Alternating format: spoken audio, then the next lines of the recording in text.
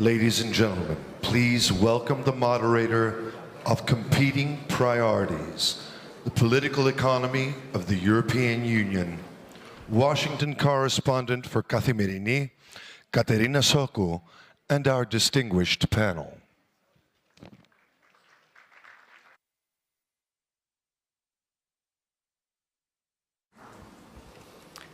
Ladies and gentlemen, good morning. We have a very interesting discussion ahead of us. It will be all-encompassing. We'll discuss the European Union, political priorities, all the topical issues of the day, transatlantic relations. We're very happy to have with us, an honor to have with us actually Senator Mitso, Ambassador Pyatt, Ambassador Smith, Mr. Tsitsiragos from Vice President of the IFC, World Bank Group, and shortly the President of the New Democracy Party, a leader of the opposition, Mr. Mitsotakis, will be with us. He's currently being held up in Parliament. So we will start. We have a lot of ground to cover. And I would like to set the tone by asking our panelists today what they think is the biggest challenge of the European Union and the integrity and the safeguarding of the European Union today, as hopefully this will open the ground for a range of topics to be discussed later. Thank you. Senator Mitchell, can we start with you, please? Well, thank you very much, and my thanks to Concordia, to the Logothetis family, and to others who've organized this conference. Let me begin by discussing two aspects to the question that you've raised. First, the European Union itself. It's widely believed today in the world that the world is more dangerous than it's ever been. That's true in the sense that advances in transportation and communications have meant that no place can be deemed fully safe, and those who engage in terrorist activities can literally reach any place in the world. But if you think of it in terms of the most important metric, human life, the world was actually much more dangerous in the 20th century than it is today. In the 20th century, 100 million people died in conflicts in a world in which the population was, for the most part, about a third of what it is today. A main reason for the decline in major conflict and the decline in the absolute and proportionate number of deaths, in my judgment, was the creation in the post-World War II period of a series of institutions, one of which was the European Union, others were the United Nations, NATO, the World Bank, many others, by the Western democracies led by the United States in an effort to promote stability, prosperity, and most importantly, peace in Europe and the world. And while, as with all human institutions, there have been mistakes and misjudgments, in particular, bureaucracies grow as institutions age. Nonetheless, I think it's fair to say that in its principal purpose, a massive peace project, all of these institutions which dealt with finance, economics, politics, military, in the principal purpose, the promotion of peace and stability in Europe and around the world, have been largely successful. Europe was devastated by three major land wars in 1870, 1914, and 1939, but in the 75 years since the Second World War, it's been largely peaceful. And so I think it's of critical importance to the people of Europe, to the people of North America, and to people around the world that the European Union continue its efforts to promote peace and stability, And I hope very much that our new administration will reverse the position it's taken of encouraging countries to leave the European Union, and to the contrary, encourage the European countries to remain within the European Union and take the steps needed to make it effective in the 21st century, to try to reduce some of the conflict between the center, Brussels, and the constituent nations, to recognize the possibility that all human institutions eventually overreach and extend their mandates beyond what the original concept was. And I wouldn't presume to tell Europeans how best to do that, but I think it's of critical importance that they do. The second point I'd like to address is one which the Vice President mentioned briefly. In the United States, we have by far the largest and the strongest economy in the world. Unemployment is the lowest it's been in decades, and yet millions of Americans are consumed by fear and anxiety and anger, and that reflected itself in the last election. On first impression, it seems counterintuitive, but in fact, history is filled with examples of fear and anxiety spreading in times of transition and major change. The Industrial Revolution began in England 250 years ago. There was widespread fear, anxiety, there was violence and upheaval, there was some exploitation and much misery as machines replaced men in the manufacture of goods. But in the century that followed, there also was the greatest increase in productivity in human history until that time, and as a result, new products, new services promoted economic growth that resulted in an increase in the standard of living of the entire society.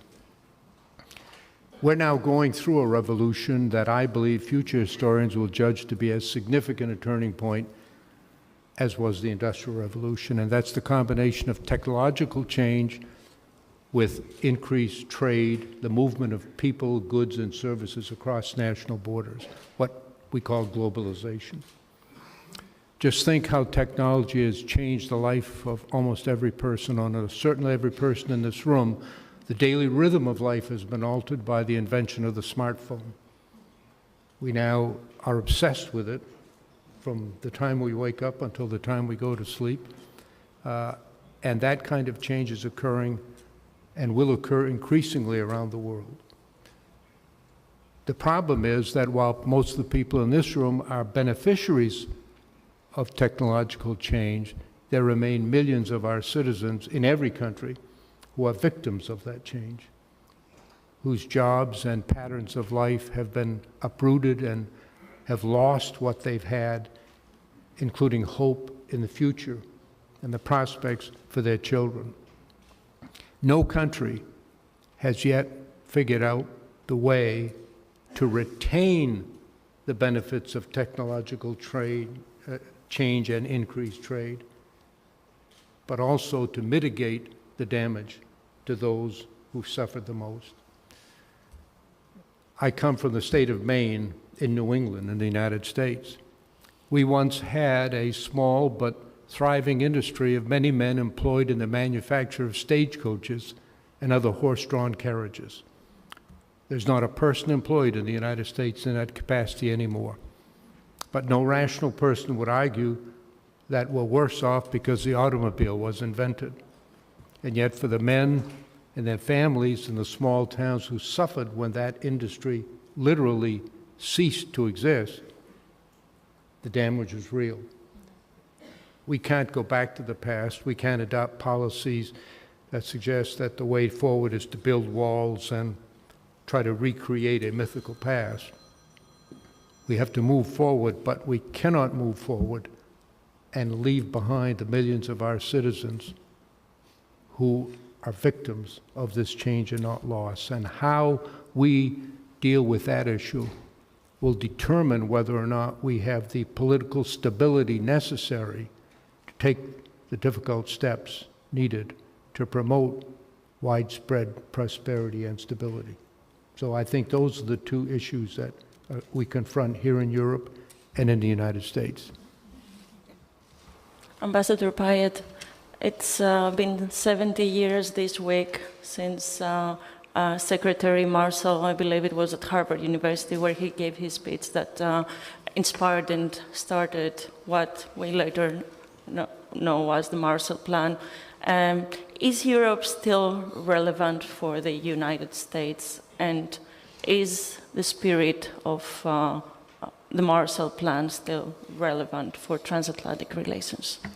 Absolutely, yes. And again, thanks to Concordia for inviting me to join. And Katerina, you framed the question, I think, exactly the right way. The United States has an enduring interest in a Europe which is whole, free, and at peace. That has not changed, and I'm confident will not change. The lesson of the Marshall Plan is that, and it's important to remember, if you look at the debate that led up to Secretary Marshall's speech in June of 1947, exactly 70 years ago Monday, there was great fatigue in the United States after the Second World War, and there was not a lot of enthusiasm for a significant American investment in European recovery. What changed was a particularly bitter winter in 1946-47, people literally starving to death in Germany, in Greece, and in other parts of post-war Europe, and a recognition flagged by our political leaders that if the United States did not engage proactively, there would be a risk of losing everything that we had fought and sacrificed so much for during the Second World War. The result of that investment, of course, was a period of unprecedented prosperity, 7 decades of peace and economic opportunity, which has created what is today the largest economic relationship in the world. And important to remember, there is more trade and investment between the United States and Europe than any other trade and investment relationship in the entire world. That is an enduring U.S. interest. And certainly one of the things that I have learned through my 3 decades almost as an American diplomat is that on every single problem that we face around the world, whether it is the challenge of terrorism, corruption, combating disease, creating economic opportunity, we are most effective in pursuing those goals when we do so jointly with our European allies. So that is why this transatlantic community that we talk about is so important. On the framing question that you asked about what do I worry about vis-a-vis Europe, I have a particular view on that from my service as American ambassador in Ukraine during the 3 years that included Ukraine's European revolution, its revolution of dignity. And it was a deeply moving experience for me, and I know also for my European counterparts, to see literally millions of Ukrainians come out and put it all on the line, sacrifice everything in some cases, under the flag of the European Union. Remembering, Ukraine is the first place in the world where people have fought and died under the stars flag of the European Union. And I think it was a reminder to me of the extraordinary, inspiring power of the European model of rule of law, democracy, the electoral accountability of the rulers. Those were the things that animated Ukraine's revolution. And I think one of the challenges that Europe faces today is to recall that inspirational power, but then also get the model right. And this is something Senator Mitchell alluded to in terms of building and retaining democratic consensus, and then figuring out how we, America, Europe, continue to work together. Because again, I think that, the most important lesson of the Marshall Plan period is that we have an enduring interest in maintaining the structure of transatlantic unity, and that, as Secretary Tillerson said in his statement that he issued yesterday on the Marshall Plan anniversary, everything that we seek to accomplish in the world works better when we do so as a transatlantic community. Ambassador Smith, your country is holding elections tomorrow. It's made a decision to leave the European Union. Of course, your leaders have also expressed their interest of engaging with Europe. continuing to engage with Europe. How do you envision this engagement, and how would a hard Brexit affect that? Thank you very much, Katerina, and my thanks to Concordia for their very kind invitation to participate today. As you said, it is the day before the general election in the UK, and that might limit some of the answers I can give today, but I'll do my very best anyway. Just to take your framing question first, Katerina, and I think echoing what Senator Mitchell and Ambassador Pyatt have said, and you'd expect me to say this given the events of the last few days and few weeks in the UK, a principal threat which we face and we have in common with many of our European partners who've suffered from similar attacks in recent months and years is of terrorism and extremism. But as well, and again, as Ambassador Pyatt said, I think instability and wider security threats in the near neighbourhood of Europe, in the regions to the east and the south, remain problematic and a big challenge for Europe.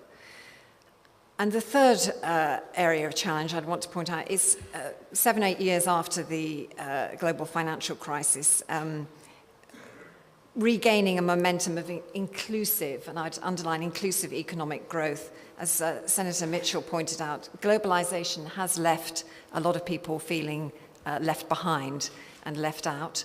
And I think for all countries in Europe, and indeed outside Europe as well, addressing that is a major challenge too. Just to come back to your particular question, I would say that it would be a mistake to see Brexit as a challenge to the integrity of Europe. The vote in the UK just about a year ago now to leave the European Union was not a rejection of European values, the values that we share, and indeed that the United Kingdom did a great deal to create and has sustained over the decades in the first place. The UK will continue to play a part in promoting and supporting those values. My Prime Minister has said this many times, but it always bears repeating. We're leaving the institutions of the European Union, but not Europe. We'll continue to play our part to ensure that Europe can project its values, defend its security, and sustain its prosperity. We will do all we can to ensure that the EU prospers and succeeds. Just to illustrate, I think, the weight of the United Kingdom's European identity, 3 statistics, if I may. The UK represents 16% of the EU's GDP, 20% of its defence spending, and 25% of its overseas aid spending. So there is in no conception of the world or of Europe can we consider the UK, even after Brexit, to be outside Europe. We want to continue to be a friend and good neighbour to the EU and our European partners individually. And to come back to your question, Katerina, on the basis of a new, and it will be unprecedented kind of partnership, but a new, deep and special partnership that will encompass both economic and security cooperation. We think that will be in the best interests of the UK, the EU, and indeed the rest of the world.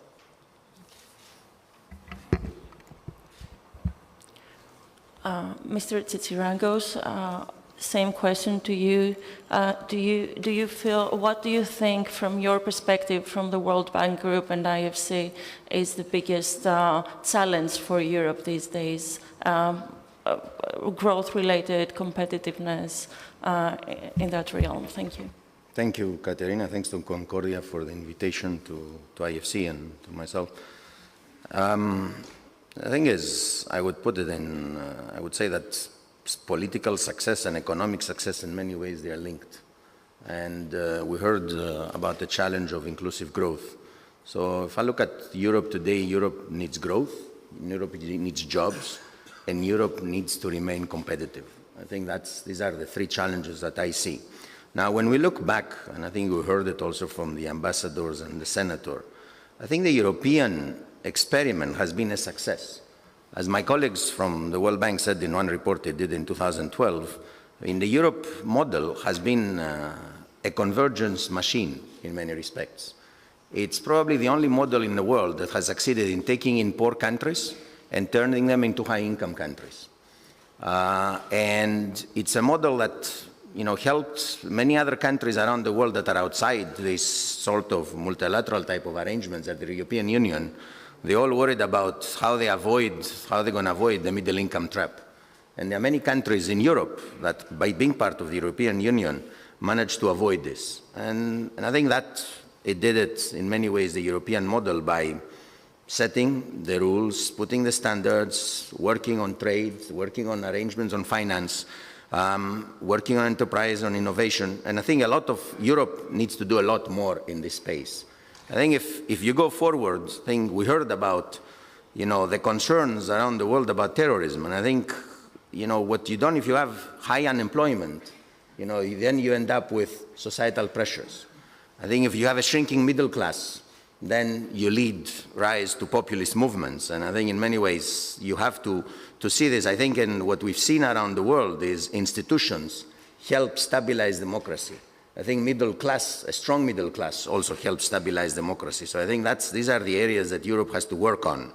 And when it comes down to jobs and competitiveness, I would say that Europe for many, many years led in terms of innovation. And led in terms of technology. Let's not forget the Industrial Revolution started in Europe in many ways, the UK. Today, we're facing the fourth Industrial Revolution. A lot of jobs will be lost, but also a lot of jobs will be created. I think the challenge for Europe is how it stays at the forefront of this revolution. How Europe goes about promoting entrepreneurship and innovation, which is something that Europe is not strong in. And I think is, if you look at the success of the US and you compare to Europe, the difference between US and Europe is entrepreneurship and innovation. I think is something that Europe will need to focus on going forward to create jobs and to create the inclusive growth that Europe needs. Thank you. And your message on Europe strikes, hearing it in Athens sounds very appropriate for the Greek situation as well, I would comment. And I would like, with that comment, to welcome Mr. Mitsotakis to our panel and ask him what he thinks are the biggest challenges for European integration today, and whether he thinks that indeed leaving countries behind, losing the middle class is a danger for the European Union going forward. Let me thank Concordia for the invitation and apologize for my delayed arrival, which was due to a special ceremony we had today in Parliament in memory of my late father. At the risk of repeating what the previous speakers have said, the challenges in my mind are very clear. How do you create jobs? How do you make European citizens feel secure?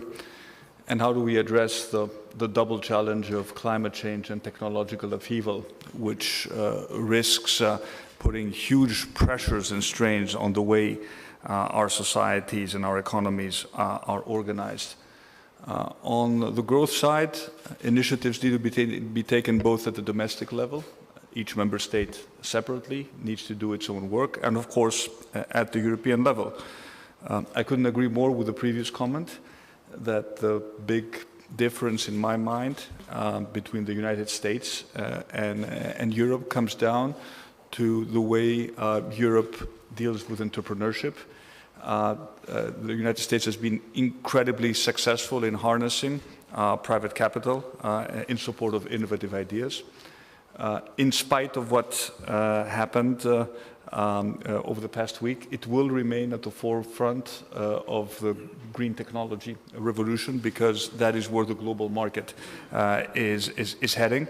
And if you just look at the number of companies that did not exist 20 years ago that are in the top Fortune 500 companies in the US, you get a feeling of how quickly companies can actually grow, create value, and address real market needs. Make the comparison to Europe, and you will see a lot of older established companies that have not yet been challenged by sort of startups that end up becoming bigger companies. This is, by the way, also a great challenge for Greece.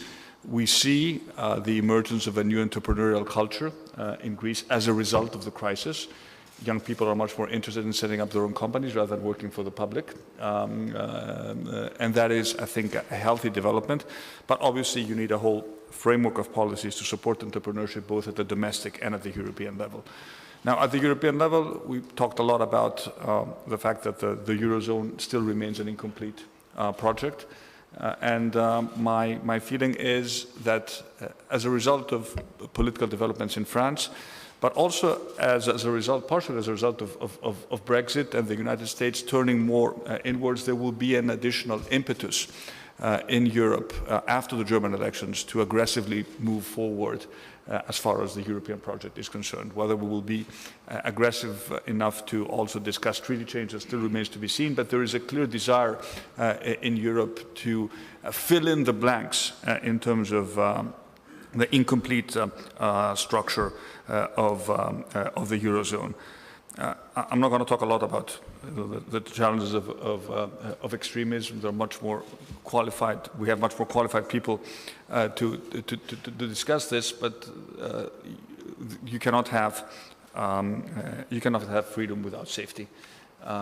And feeling scared within our own cities and feeling that our own lives come under threat is not an acceptable proposition. And yes, it is possible that the pendulum in this particular stage may swing in a direction where both the state but also intrastate cooperation may be more aggressive in addressing these issues, and maybe some important trade-offs need to be considered. Let me just a quick word on climate change and technology. I still believe that the global community, the wheels have been set in motion in addressing climate change because we understand that this is a global challenge, and because market forces are leading us in this direction. We were discussing yesterday with Senator Mitchell how many jobs have been created in the US in clean tech. Similar thing, by the way, could also happen in Greece, which is uniquely positioned to aggressively develop renewable energy. I am more concerned about what we call the fourth industrial revolution. We may be at a stage in human history where productivity gains are not necessarily associated with a net positive balance in the creation of new jobs. This may be a first. We don't know yet, but I have a feeling we're just at the very beginning when it comes to artificial intelligence and replacing lots of middle-class jobs by machines. It is going to happen. We should have no doubt about that. I think we are probably, as politicians, half a generation behind what is really happening at the forefront of technological innovation, and establishing a proper dialogue between the cutting-edge tech companies and policymakers, in my mind, seems absolutely imperative. One last comment. I did not mention it in my challenges in the beginning. We may discuss this later. Democracy and civic participation in the era of social media. How do we engage, how do we convince young people to participate in politics when there is no distinction between private and public life? And when a lot of people feel that they have to pay a huge price for participation in public affairs. It's a challenge. We need to openly discuss it, but I'll stop here because I'm sure we'll come back to this question later. Thank you.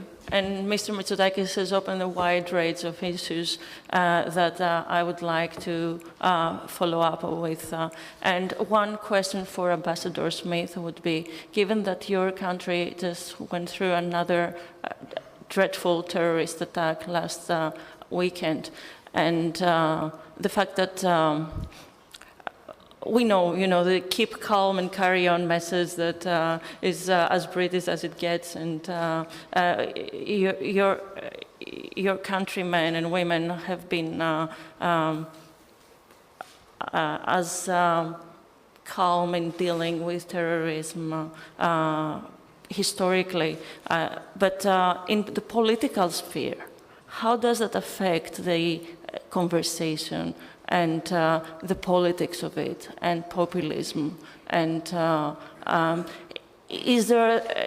do you address that, especially in the middle of an electoral campaign? We're all inspired by the response to the terrorist attack. At the same time, however, it raises questions for all of us on each country, how to deal with terrorism and how to refrain from easy responses that are knee-jerk kind of responses of closing up. Thank you, Katerina.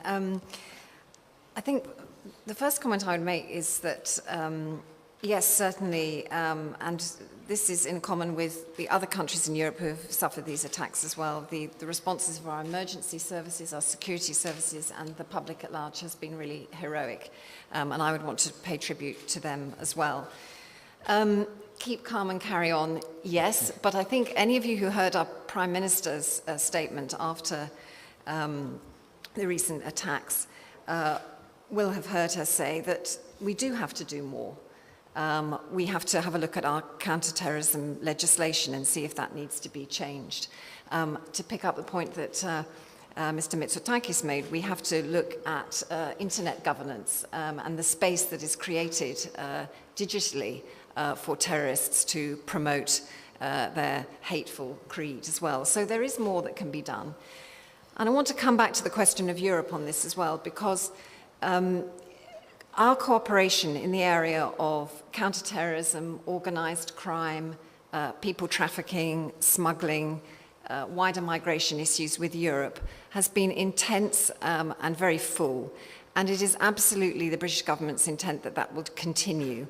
Now, of course, in being outside the European Union, there will be a question about what instruments, what exact processes and procedures will allow that to happen. But it would be in nobody's interest if that cooperation was weakened in any way. And that is the British government's intent, to find a way that we can continue to exchange information and cooperate operationally on counterterrorism and the other threats I've described. Thank you. Senator Mitchell, I would like to ask you, you mentioned earlier the new revolution and how that will affect growth and jobs going forward. I'm wondering, where do you see the participation of the private sector in that effort to actually share the benefits of this revolution to the less fortunate around the world, and how do we combine it? How do we combine it with an active engagement with the public sector in order to do that, and in the international community for that purpose? Well, that is, of course, a continuing challenge in every democratic society, but as other speakers have noted, one of the principal factors in the continuing economic success of the United States has been an openness to innovation, an encouragement of entrepreneurship. There's a constant political struggle in every society, in every form of government, between the demands of the state and the degree of individual liberty that is enabled for individuals and private organizations. But I think there's no doubt that the history of the 20th century demonstrates rather clearly that the most effective way to encourage that is through a democratic system of governance combined with a free market system of economic organization. The alternatives which were offered, the various isms during the 20th century, were proven to be failures. I take it this means free trade too? This means free trade as well? Well, I believe that trade, the amount of increase in trade since the Second World War has been very beneficial to those countries which participated in the trade and to most of the people in those countries. The point I made earlier that it's not all of the people in those countries. And the challenge is to extend the benefits throughout the whole societies. You think about the fact that the amount of wealth that has been created in the world in recent decades is without precedent. But it is not being distributed throughout entire societies. And the challenge is how do you do that in a way that is broadly accepted, that does not inhibit innovation, entrepreneurship, and the desire for private organizations to grow. That's the real political challenge that every society faces. We in the United States, on balance and in comparison with others, have been remarkably successful, but we have been by no means 100% successful. We struggle with that in our political system all the time. And I believe that we're now entering, in our country, a new period of sustained economic growth that will provide for the opportunity to extend benefits like full education, good health, good jobs throughout the whole society. I do want to make one note. I mentioned this to you earlier. That is, to a very significant degree, the consequence of one man, who I have a particular interest in because his name is the same as mine, George Mitchell, but he is the son of Greek immigrants to the United States. He grew up in Texas, became an engineer, amassed considerable wealth in the oil and gas industry, and he invented the concepts of fracking and horizontal drilling, which have led to the remarkable, truly dramatic increase in natural gas recovery in the United States that I think historically will be seen as one of the major steps in the world's transition from a carbon-based economy to a non-carbon-based economy. This transition has greatly enhanced energy production in the United States, allowed us to achieve what some call independence, although it's fungible, so it's not fully independent. And so it's kind of ironic that we're here discussing it in Greece, and we've had in the United States the benefit of the ingenuity and talent of many Greek Americans, but none will go down in history more than what I call the real George Mitchell. And he's a Greek, was a Greek citizen, and someone who should be recognized. That was indeed a very interesting. I didn't know about him, and it's amazing that. Well, look him up. Yes, for sure. We tried for 30 years.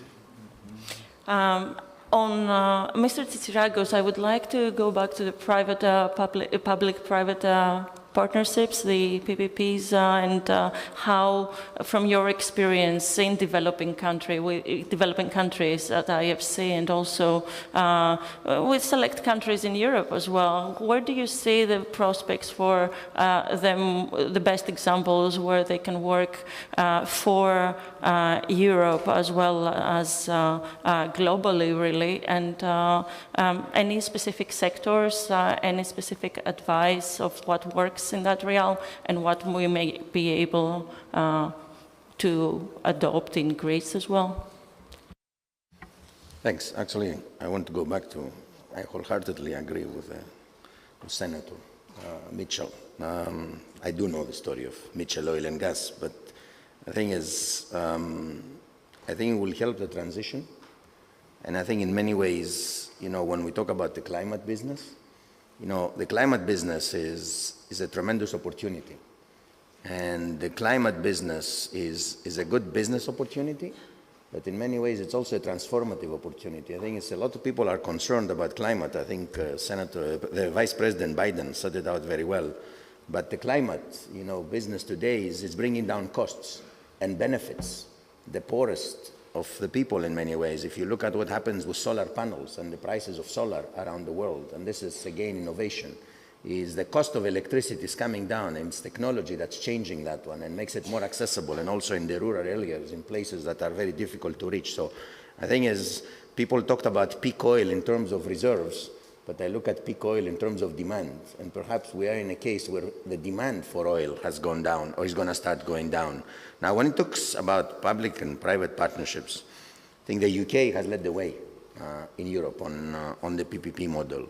And traditionally, one associates PPP models with infrastructure.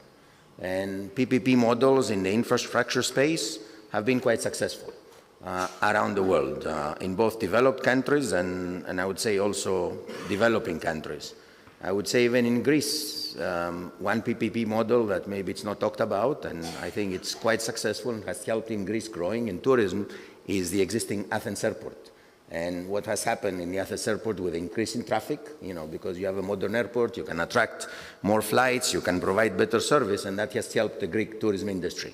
But I would say going forward, for Europe, I see PPP, Europe has the potential leading the PPP space in two areas, health and education. And I think education, because we heard yesterday from, the representative from Google, that 40% of European population, is not digitally literate, or at least that's what she said. And I think in education going forward, as these job prospects around the world change, as you need to create different opportunities, I think education is an area where government, private sector, and educators, they all have to come together to develop new curricula, to develop curricula that meets the needs of today's world and today's business. I think that's the one space where Europe can lead the way. And in Europe, you've had models that are successful in the area of education. It's the German-Swiss model of vocational training. That has been a success, but has been limited to Germany and Switzerland to a large extent. It hasn't gone to the rest of Europe, so and that's something one has to look at. Second area, I think again, is Europe has an aging population. Government, is taking the government share of expenses for public services is getting higher and higher, pensions and health insurance. And again, I think in the area of health, Europe can lead the way. It's a need, but it's also an opportunity. Last but not least, I would say cities present some opportunities. Urbanization is a trend around the world. I think if you see at Europe expertise, in example, in water conservation and water use, PPPs in that space also are an area that create opportunities, and I think is where I see Europe again leading the way. Water, waste treatment, whether it's water waste, solid waste, I think these are areas where I would say that we need to see more PPPs from Europe, and this is the opportunity. And Ambassador Pyatt, I would like to ask you about your engagement with Greece's private sector. I understand you will be joining a delegation that will be going to Washington, D.C. and New York later this month with the Athens Stock Exchange and the Greek-American Chamber of Commerce to promote Greek exports and Greek businesses in the U.S. market. Is that an indication of a change of focus on the Greek-American relationship? And do you see more scope of cooperation in that realm as well as the traditional bilateral issues of security, transatlantic cooperation? Thanks, Katerina. Well, more than anything, what it reflects is the American interest in seeing a successful Greece, which remains the vanguard of Europe, part of the Eurozone, moving out of this terrible 7 years of economic crisis and beginning to develop opportunities for economic growth. I think it's well understood by the Greek government that that growth right now depends on attracting investment, including significantly foreign investment. And the purpose of my travel to Washington and to New York with our Greek partners is to explore opportunities in both directions, to continue to grow the economic relationship. It's very clear to me that there is more that can be done in this area. I heartily endorse Mr. Mitsotakis' point about Greece's startup sector. I think this is one of the great untold stories of Greece today, is the amount of ingenuity and dynamism that one sees among small and medium-sized companies, which have really sort of climbed up from the pits of the economic crisis to develop new companies, new ideas, new products, and taking those to global markets. That is part of how we will drive success. I am also strongly committed to doing everything I can to continue to develop our investment relationship. I'm glad that we've got both of the Johns here from Kalamos. The success that Kalamos appears to be enjoying in its acquisition of the National Insurance Company is a very important leading indicator to other American investors, and I hope to Greek American investors. And it's also, I think, a strategic signal from the Greek government in terms of their attitude towards American companies, who I would note importantly, unlike some of the other major international players in the Greek economy today, are consistently transparent, most often publicly traded, and reliably well regulated. And I think that is one of the great advantages that American investment brings to a Greek economic scenario. Last point I would make on this, I think when I was getting ready to come out and start this job last summer, and Ambassador Negroponte was kind enough to host me at the McClarty offices with a group of American companies. There was not a lot of enthusiasm that I found among American companies looking at opportunities in Greece. There was a narrative that was defined by crisis, by Grexit, by refugees, by instability. And while some of those risks are real, there are also real opportunities here. And I think the burden is less on me than it is on the Greek government to send the positive message to potential investment partners to capitalize on the clear opportunities that are represented by this country, by the extraordinary human capital. One of Greece's greatest assets is its people, but also by its strategic geography, and by the obvious ingenuity that Greek companies have demonstrated both domestically and abroad. Thank you. And I'll ask Mr. Mitsotakis the final question in this panel before I open up to our principal participants. It will have to be, to follow up on your point earlier about the German elections that are forthcoming and whether this will free up space for Europe to move forward, and in relation to Greece as well, and its way of moving forward. What do you think is the reason that Greece is still stuck in a crisis? It was interesting when I was preparing for this panel, it feels to me that the elephant in the room is really Germany. Would you agree with this point? And is it a danger for Europe if we put too much emphasis on what Germany decides to do with Europe, or do we need less intergovernmentalism and more a community method for Europe to move forward, and for Greece's position in it as well? I guess we can probably devote a whole conference discussing why we are the only Eurozone country that is still in a program, currently in our third program, whereas all other European countries that suffered sort of a similar fate have managed to graduate from this status. There's no simple answer, but if I had to highlight one point, it has to do with the political ownership of the necessary structural reforms to turn the Greek economy into an open, competitive economy and revolutionize the way the public administration functions. We have not had that to the extent that was necessary. We certainly don't have it today, with a government that is clearly ideologically not committed to the structural reform component of the program.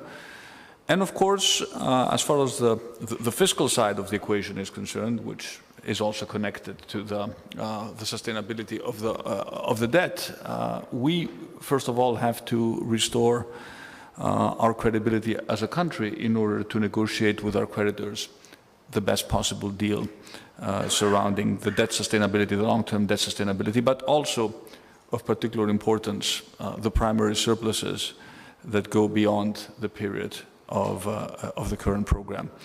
There is a case to be made that Europe, our creditors, have not kept the promise which they first gave in November 2012 regarding an additional intervention on the debt side. It is also true that our debt has become much more unsustainable over the past couple of years, which makes it absolutely necessary to have an intervention on the debt side in order to ensure the long-term growth of the economy. But I would never like to focus just on the numerator of the equation. Debt to GDP is an important indicator, but GDP is as important, if not more important, than the nominal size of the debt. And again, for me, the most important element in the next saga of the Greek crisis, because we're clearly not out of the woods, has to do with our ability to convince our partners, Europe and the IMF, that we mean what we say when we talk about structural reforms. And when I talk about reforms, I'm not just referring to liberalizing the economy. It is inconceivable to me that as we speak today, and as the government sort of pretends to move in the direction of implementing reforms, that we have a proposal on the table surrounding higher education, which is taking this country back to the 80s and is undoing the one significant common project which was undertaken by the two major parties at the time, PASOK and Nea Demokratia, when they voted with a 255 MP majority, a significant reform in higher education. So when I talk about reforms, I'm not just referring to opening up professions or bringing in more privatization or simplifying licensing. These are very important. But the deep long-term reforms that this country needs have to do with education. And also in education, I would include continuous education, the ability to provide an economy which will at some point start growing with people that have the necessary skill sets to take advantage of these jobs. It is not happening today. We will need a massive reskilling project to take place in Greece to make sure that we cover the jobs that will eventually emerge in Greece. And we can only do it with the participation of the private sector. We cannot do it otherwise. But start with primary education, secondary education, universities. And then what do we do with our public administration? Back to PPPs. How do we reduce the size of the state? And this is not only relevant to building schools by using PPPs. By the way, if you visit some of the schools that have been built using the PPP format, you'll be blown away. They're extremely nice and clean and modern, no comparison to the schools that we know, but it also relates to services in healthcare, in education. As the core of the public administration, there are still aspects of the work that the state does that can be outsourced to the private sector. Tourism, I keep using the example that we still don't have a central portal with electronic tickets for our tourism sites, and you still have to wait in line. It's a project that can be easily undertaken by the private sector through a PPP that relates to services rather than just infrastructure. And of course, justice reform, which is absolutely critical in ensuring sort of that the rule of law is actually implemented and that also investors feel safe. So these are the real reforms we need to talk about. They go beyond what is currently in the program, and they need a strong political mandate. And this is our bet as New Democracy, that we will present a comprehensive package of reforms that goes beyond the current program. And we will, I hope, get this mandate that will allow us to implement those reforms, not because they're imposed upon us by someone who has decided to write sort of a document that we'll call the memorandum, but because they're necessary for Greece. And that will give us, I believe, the additional credibility to discuss with our creditors on a more equal footing. Thank you.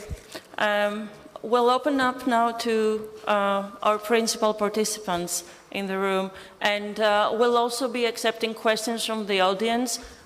Please, you should see at the screen shortly the address where you can send your questions to, so that we can ask our panelists. But in order to open the discussion, I was wondering what is the role of the monetary policy, the European monetary policy, in the stability of the Eurozone and the European project. And I would like to go to Mr. Mourmouras from the Bank of Greece to ask about how he views, whether he thinks that the deflation danger is out of question for now, and whether he sees that with the Fed normalizing or projecting to be more normalizing its monetary policy, would you expect tensions around the world because of that?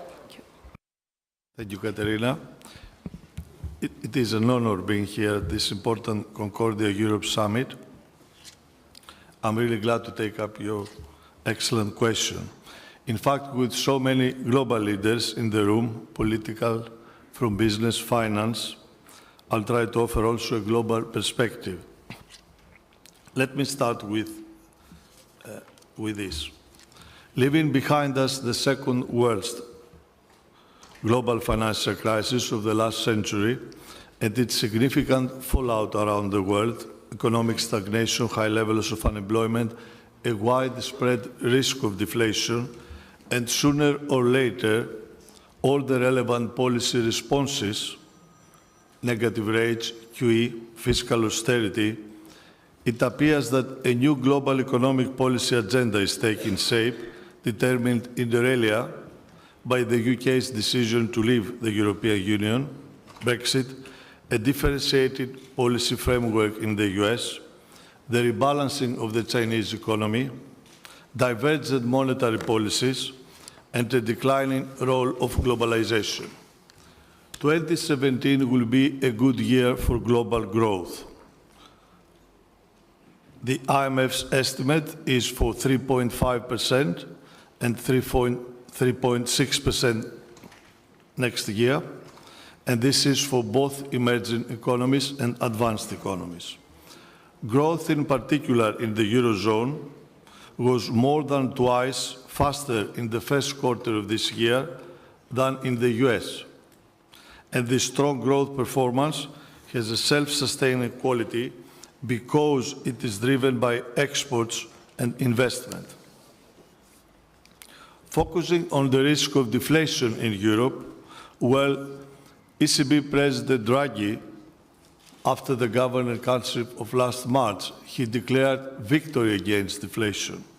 He also said on the same day that the ECB has decided to change its forward guidance, namely the ECB does not anticipate that it will be necessary to lower interest rates further. Strictly speaking, what we're talking about is low inflation rather than deflation. The D word. D-Day was yesterday.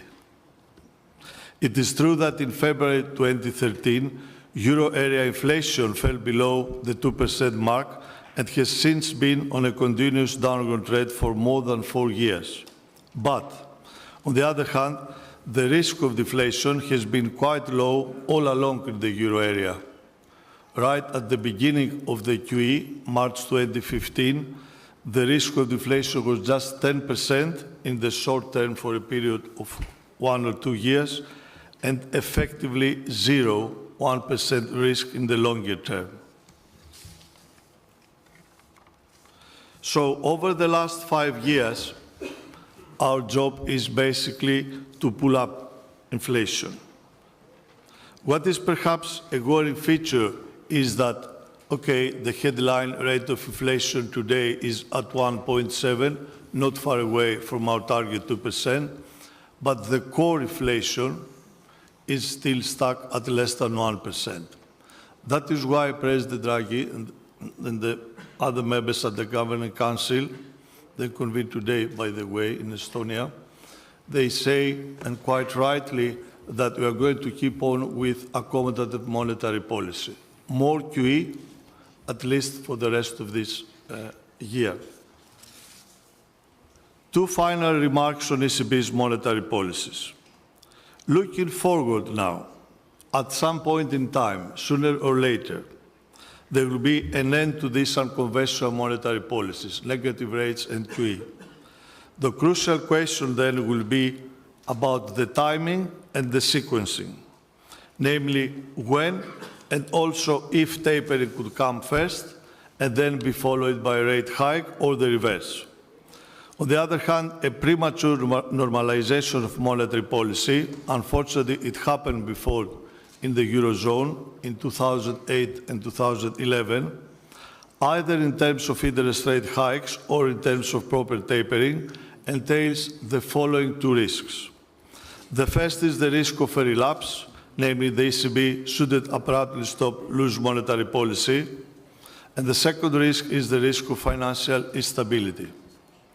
My second point has to do with the second half of this year, where we expect, both from monetary policy but also from fiscal policy in the US, to have somehow spillovers from the US to the rest of the world, including in Europe. I refer to 2, possibly 3 rate hikes by the Fed, and also start shrinking its balance sheet, but also by the new Trump economic agenda. We all hear about these tax reforms and spending on infrastructure. Of course, the devil is in the detail there. I've got to see this, how it will be implemented, because the risk there is that this will be more inflation rather than real growth. Thank you, Katerina. I would like, we're fortunate to have in our table 7 heads of government and state from Latin America, from Southeast Europe, former Prime Minister of Greece, Mr. Papandreou.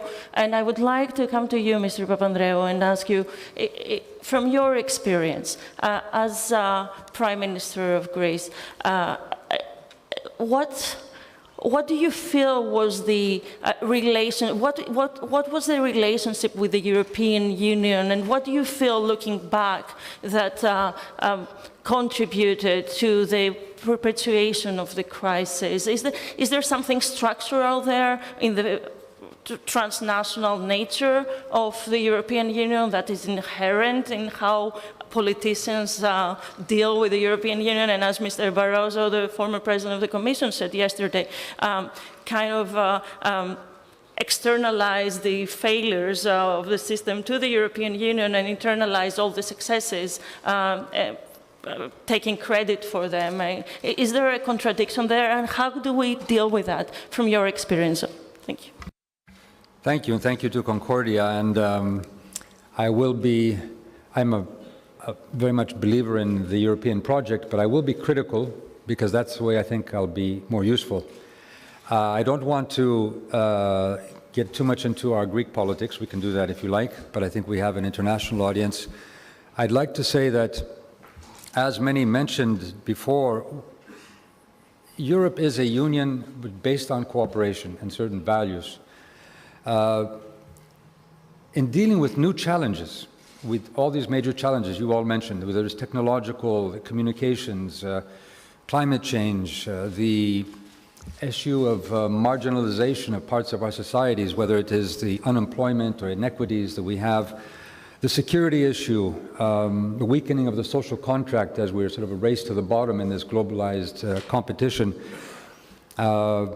recent attacks and terror and so on.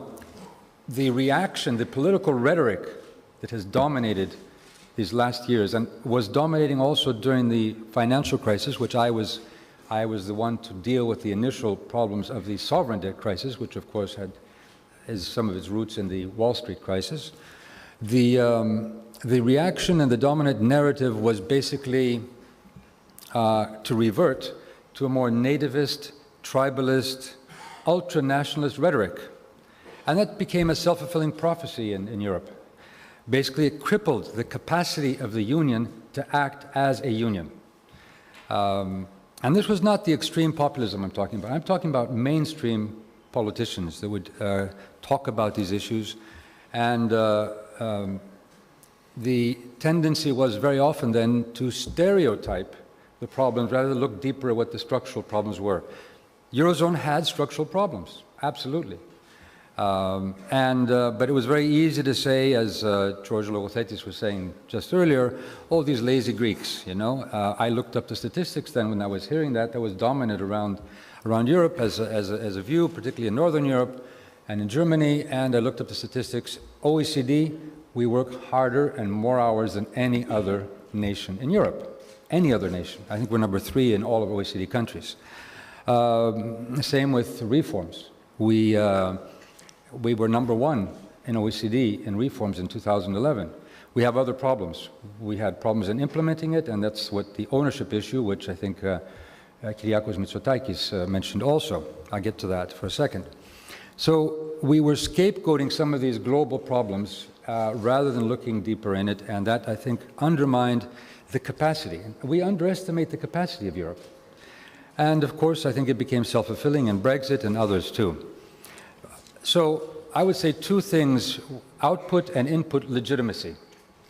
We have,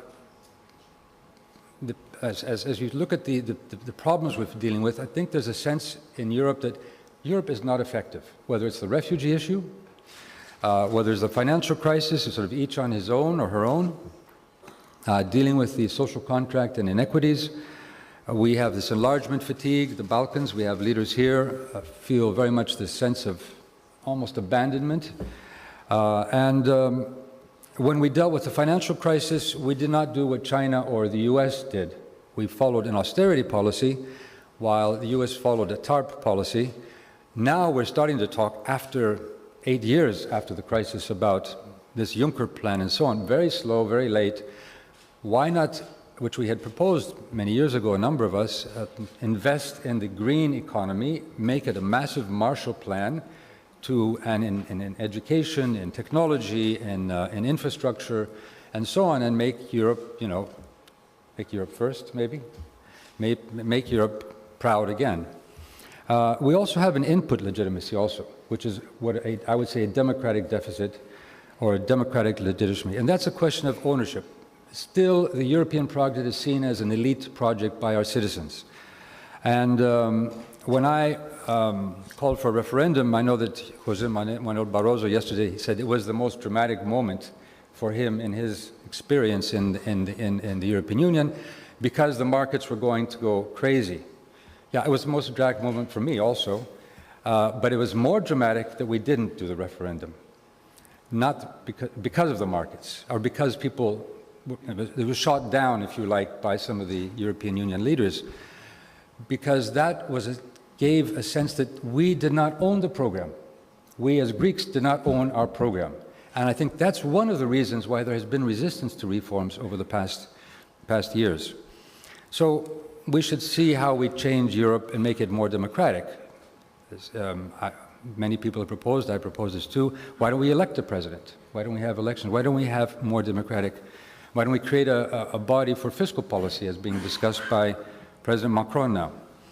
Finally, on a positive, out of a negative development, positive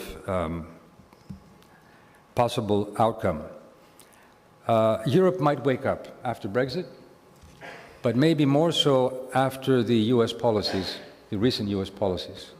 The way NATO is being discussed, the way climate change is being discussed, maybe other issues too. Europe is seeing itself slowly as maybe we have to take responsibility for our continent and on these issues. And I would see that as a positive thing. I think sooner or later we will restore a more cooperative transatlantic relationship, but a stronger Europe will be much more important, not only for Europe, but also for the United States and the world, because of its values, because of the way it works. And while Europe has been a peace project, I think now we have to rethink that. It's a peace project, still is, but we have to see Europe as projecting a model of humanizing globalization. And if we do that, pooling our strengths, making sort of a Marshall Plan for green investment, democratizing Europe, but also projecting a model of cooperation in a multipolar world, I think that humanizing element will be a mission statement that can inspire European citizens, and particularly our youth, again, in this continent. Thank you. It's always when you travel outside of Europe sometimes that you find Europe more inspiring. And I would like to go to President Quiroga and ask you, from the Latin American perspective, like when you see Europe from afar, what do you expect? How do you view it? And is it how do you think it is current these days in the discussion within the transatlantic partnership as well? What would you expect from Europe going forward? Well, thank you. A couple of observations. One on the transatlantic, I think generally speaking, I understand how immersed you get in Europe vis-a-vis the issues of the problems of Greece or Ireland and Portugal or Brexit and what have you.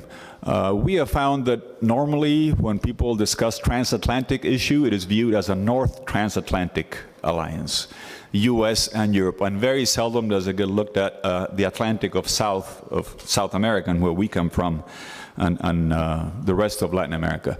So two observations I would make along this issue are the following. First is what Senator Mitchell mentioned. I did go to Texas A&M University, a fine engineering school that has several buildings named after not the senator, but the other George Mitchell, who's Paraskevopoulos, George Paraskevopoulos, from a small town in Nestani over here in Greece. And, there you go, people from Greece.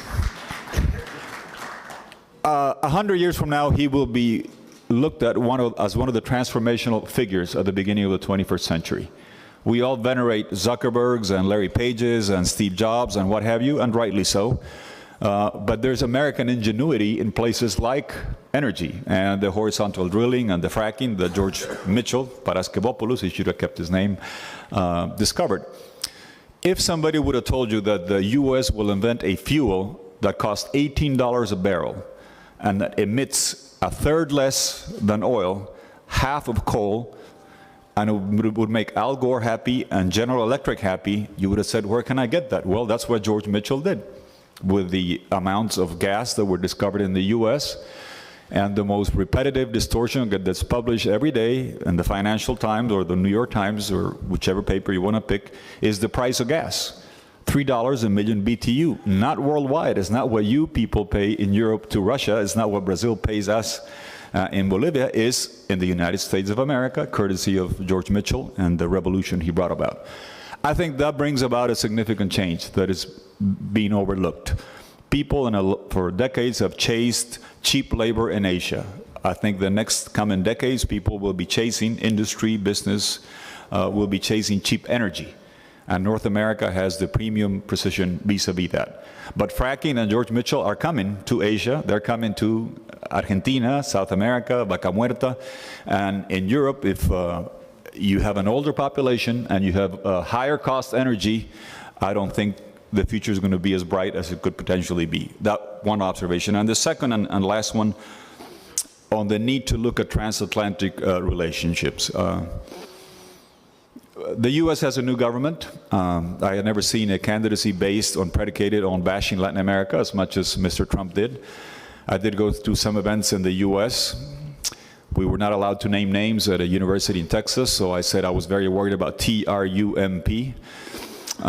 T, taking out 11 million Latins forcefully. R, remittances that could be seized. U, USA. M, muro, the wall.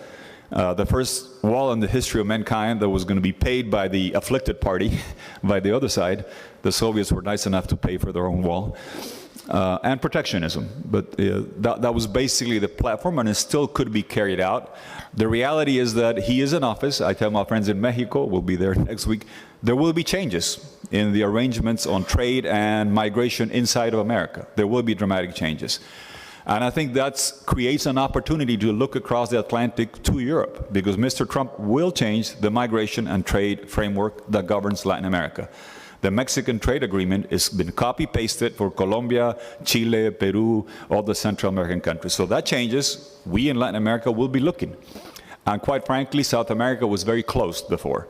When PT was in Brazil and Argentina was under the Kirchner, it was Mercosur did not work, except in the front line of Barcelona. You know, Messi, Neymar, Suarez, Brazil, Argentina, Uruguay, they only played well in Barcelona, not in trade in the south. Hey, Real Madrid won the champions. Real Madrid won the champions. So it isn't up. Now we have different governments in Argentina, Brazil, and it's a great opportunity to engage Europe, South Atlantic, South America and the Atlantic, and find new frameworks in which we can do things. Perhaps the difficulties that will be posed by the new relationships that will be driven by the new U.S. administration bring that opportunity. From a South American standpoint, I was very concerned that the U.S., with cheap gas and energy, doing trans-Pacific, transatlantic, would form this big conglomerate up north and leave us dangling. That seems like it's going to change, and I think that creates the opportunity for this transatlantic integration that we can do between Europe and South America. Thank you. President Lacalle, do you share this concern that Europe is too focused on itself and the transatlantic relationship is too focused on the north part of it?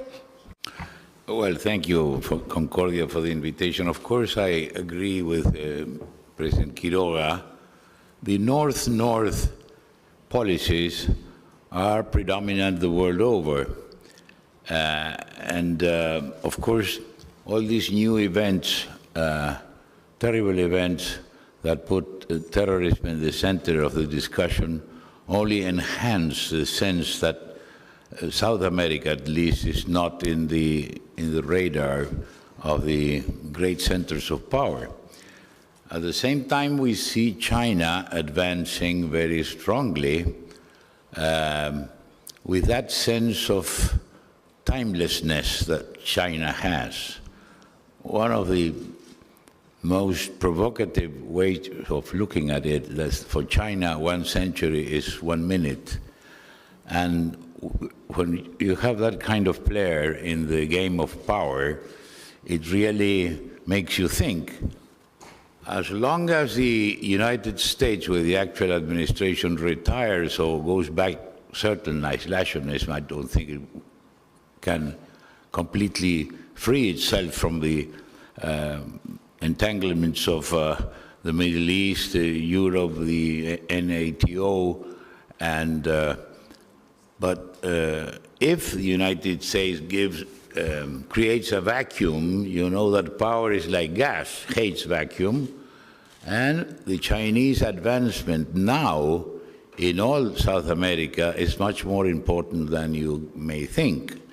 It's not the market for our produce, it's the investment.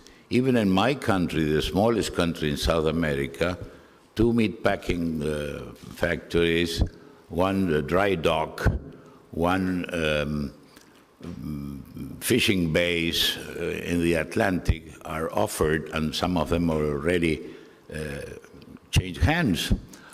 President Macri came back from China with a pledge of $15 billion investment. Of course, as Bruce always says, make it real. But anyway, there is this trend. If you remember the speech of Mr. Xi in Davos, and you didn't know it was the Chinese #1 speaking, you could say, oh, this is a wonderful free trade, open society speech of a US, European CEO or politician. But it was the Chinese #1 in a role reversal that really makes us think about the future. And this is a policy that began with Mr. Deng 30, 40 years ago. So we are out of the big game, South America at least, because sometimes the United States has a sense of saying Latin America in the immediate neighborhood. But the world is round. You can't see beside or downwards from the equator, we are on the other side of the sphere. So for the states, sometimes Latin America is Mexico, Central America, Colombia, Venezuela. But the River Plate, the European America, as we call it, has a sense of being left behind. And on the other hand, and to finish, the Chinese proposals, at least for the time being, they are proposals, are addressed to the most important decisions in public works, railways, ports, the big, heavy investments they are prepared to make with that sense of sowing now to reap in 100 years, perhaps. And that's very difficult to imagine, especially for us politicians. We only think about next term, sometimes 2 terms in the future. So I think it's a very, very interesting world, and at the same time, very full of question marks. Here with Tuto, with President Quiroga, I'm sorry.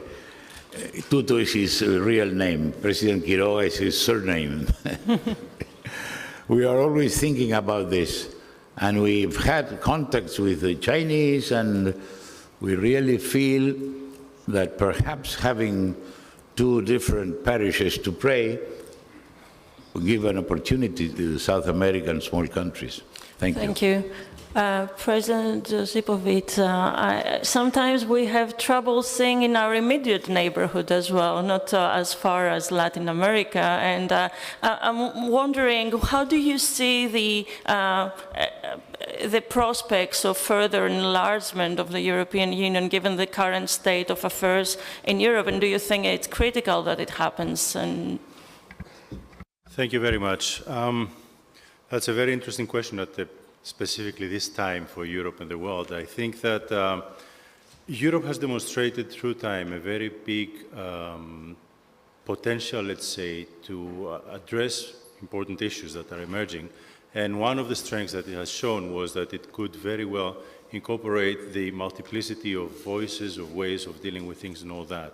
So in theory, the immediate answer to what you asked is that definitely would be if not a good moment, definitely would be an important moment for Europe to continue on thinking about how it can become a more integrated and larger at the same time union. But this, first of all, means that it has to encapsulate also the very important challenges of the times.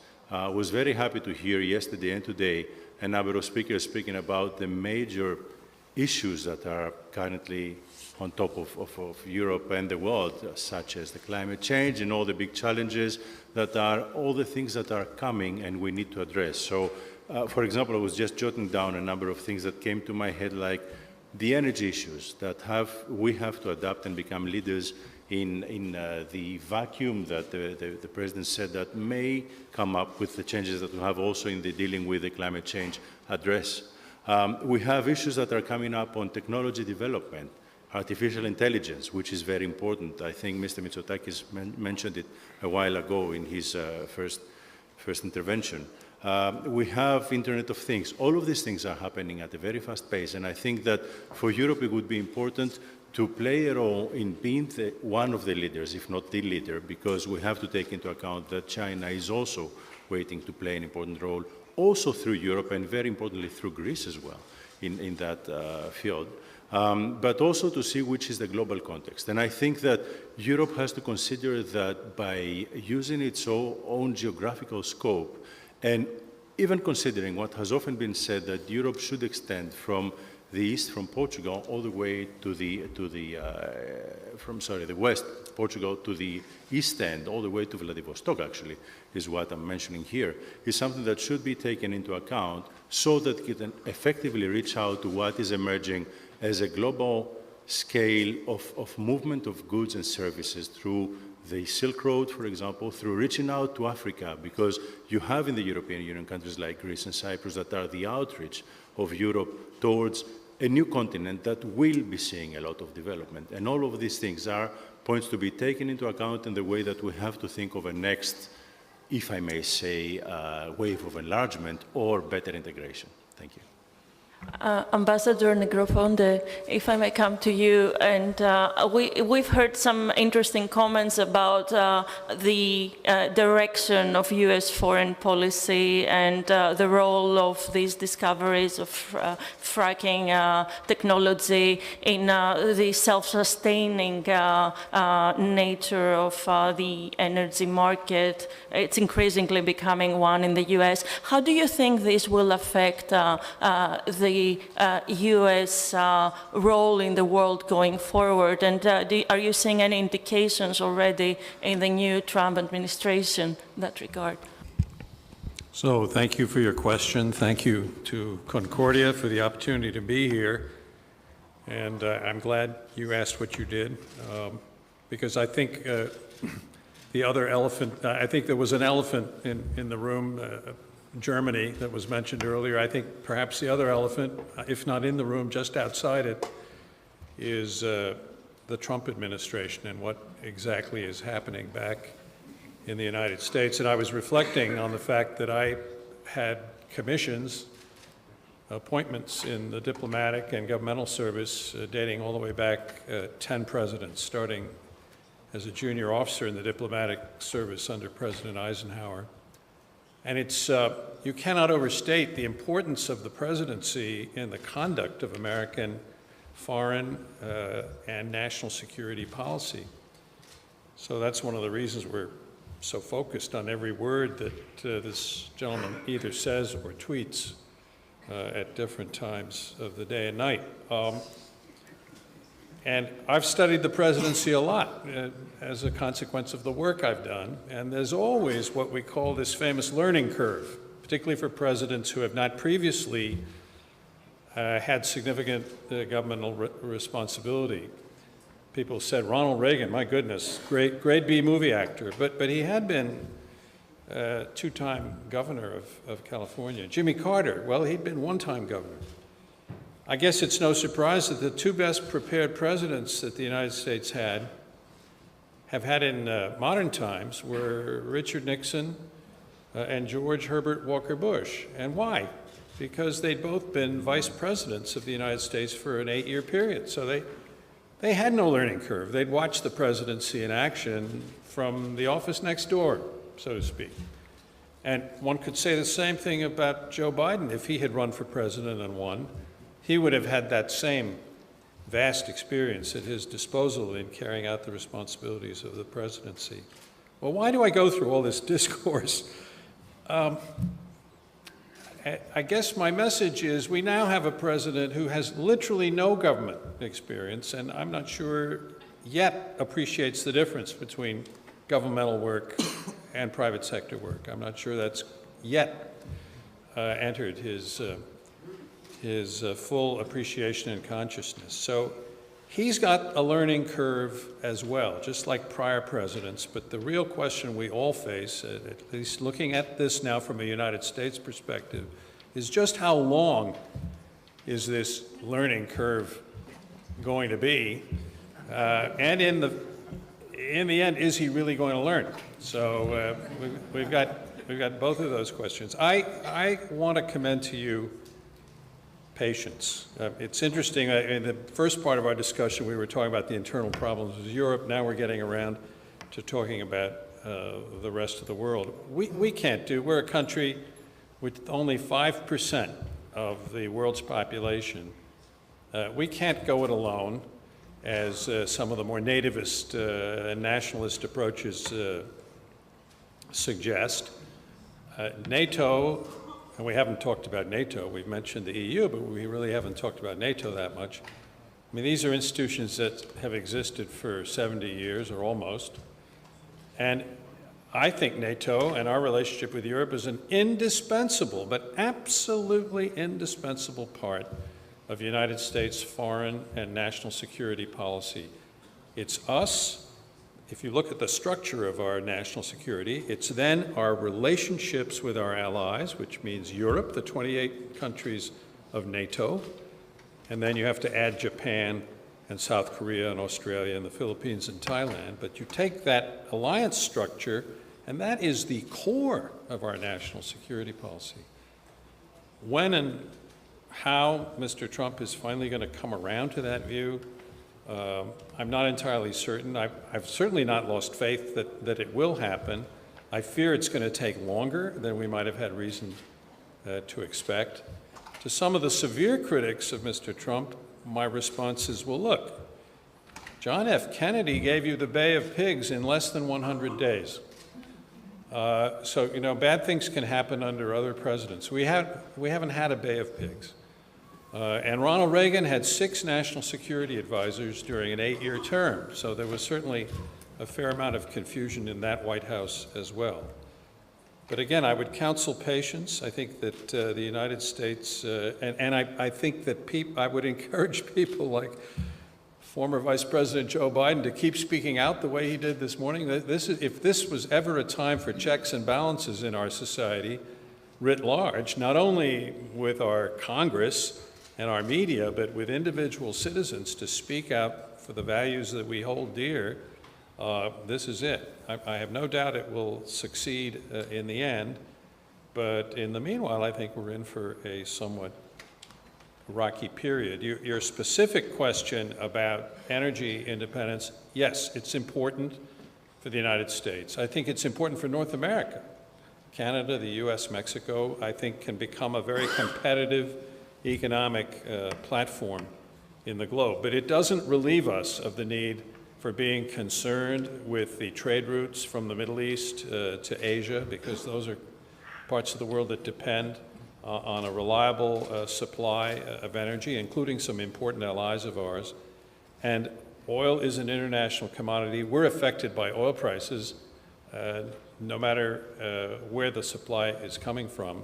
But yes, to be sure, we have a much smaller foreign exchange burden than we had, say, 10 or 15 years ago as a result of this fracking revolution, and it creates a lot of new promising situations, no doubt.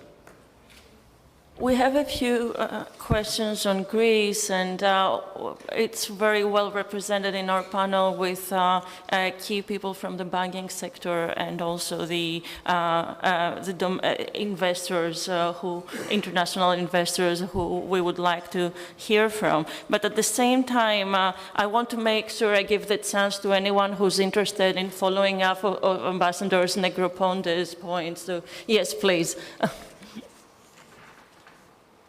Is the mic on? I'm Paula Dobriansky. I wanted to make 4 points, if I may briefly, and which would include following up on Ambassador Negroponte's point. First, I wanted to highlight, I think the former Vice President Biden made a very important point this morning that I felt should be underscored in this strategic dialogue. He talked about the threat and the challenge to the international liberal order. And I wanted to underscore that as well, because that's what we're about. In fact, when you look at post-World War II, post-Cold War, it's the very essence of the values, the institutions, the alliance arrangements that have undergirded the transatlantic relationship. It matters greatly, and he cited that it's being challenged. It's being challenged by Moscow. It's being challenged. President Lacalle mentioned China and the statements made by Xi Jinping. It's being challenged. And so my first point is to highlight that complacency is not the order of the day. It's very important that we stand up for what we're about, that the moral narrative is strong. It matters for our future. Secondly, I wanted to highlight the discussion that took place here about the EU, not so much the particulars relevant to Greece, but just more broadly. And the one broad comment I'd make is that I hear from many European interlocutors is the importance of EU economic reform, that it's too rigid. I was very struck by former Prime Minister Papandreou's point where you mentioned the view of the Greek citizens that this is an elite project, viewed that way by your citizens. I think it's beyond Greece, that perspective. And I'm struck by the fact that there is a dire need for the EU to look at broader arrangements of bringing about change in the economic area. One small example, if you want to start a business, who do you go to? You can really only go to banks. There aren't hedge funds, equity partners. That isn't part of the discourse here. There need to be broader arrangements that promote economic growth. Thirdly, and relevant to the point about political movements and outlooks, and segueing to Ambassador Negroponte, I think our elections last year, I would describe it that we had what I think constitutes a kind of a political movement of our own. I think that when you look at what happened on the Republican side and the Democratic side in terms of the election, that this constituted actually an outcry by our citizens for change, a rejection of the establishment, a rejection in many ways of our traditional politicians. So I felt that backdrop was important to Ambassador Negroponte's points because I think it was a very striking election. And I repeat, not just on the Democratic side, I remember the race between Bernie Sanders and Secretary Clinton, which many watched. And that race garnered on Bernie Sanders' side a lot of younger people, our younger generation. So my final point, and it kind of goes to your question, not about energy, but just more broadly about what's happening and what's the role. I felt it was worth addressing. We hear a lot of the term America First. I look at the appointments made by President Trump, and I could say very confidently that every single one, when you look at those appointments in the national security area, when they articulate what America First means, they talk about that America First does mean addressing some of our issues at home. But in terms of America's role in the world, they reaffirm that you can do both. And that's what the intent is here, but also not to neglect what are our own challenges at home, but certainly to maintain the role that we have had internationally. That's what I see going forward. Thank you for that opportunity. And if I may turn to Professor Flogaitis and ask you specifically about the rule of law and how important the legal structure of the European Union and its laws are to the integrity and the global role of Europe going forward. Would you have something to share with us in that regard? Well, the rule of law was invented in Europe.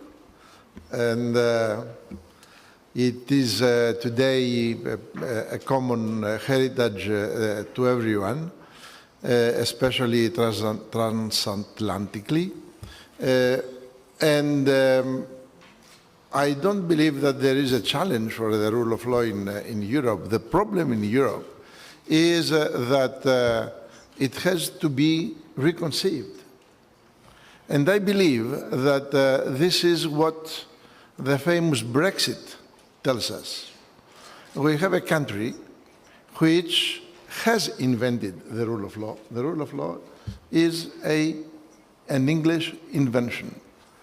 And we have this country saying, sorry, but we don't want to stay anymore in that Europe. By coincidence, this country, which has invented the rule of law, is the winner of all the European wars and is the country of the rule of law and of representative democracy.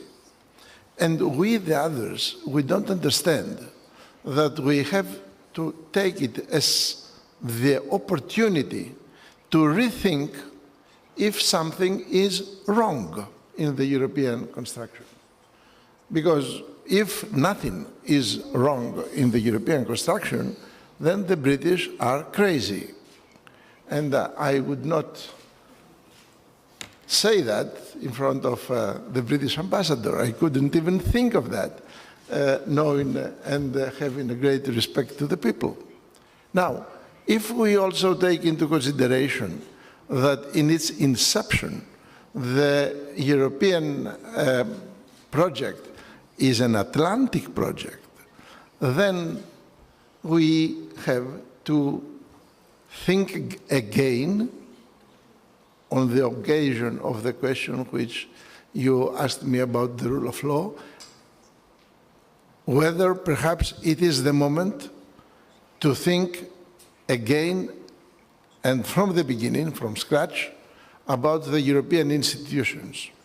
And I believe that a small country like Greece has a role to play in that, because no matter how small you are, if you work well and if you present to your partners ideas which will make Europe stronger, and I believe Europe can be stronger only if the United Kingdom remains in Europe.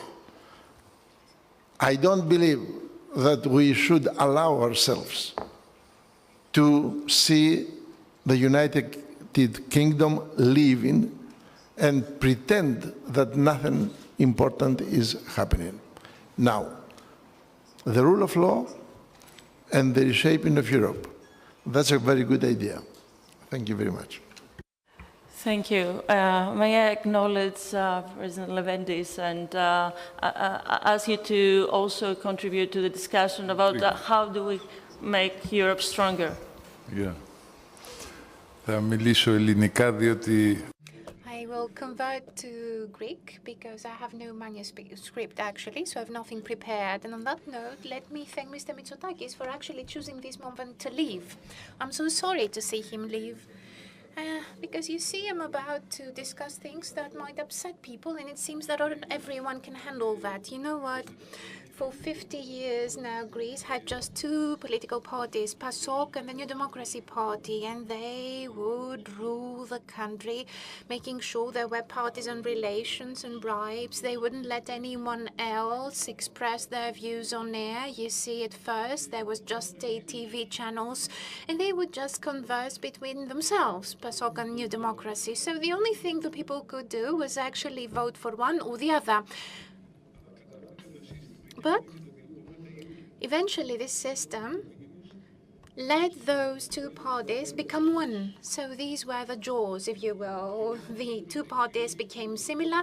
And back in 2009, Georgios Papandreou, who's still here, embarked on a number of journeys. He went to China, he went to Russia, I don't know where else, and he tried to figure something out.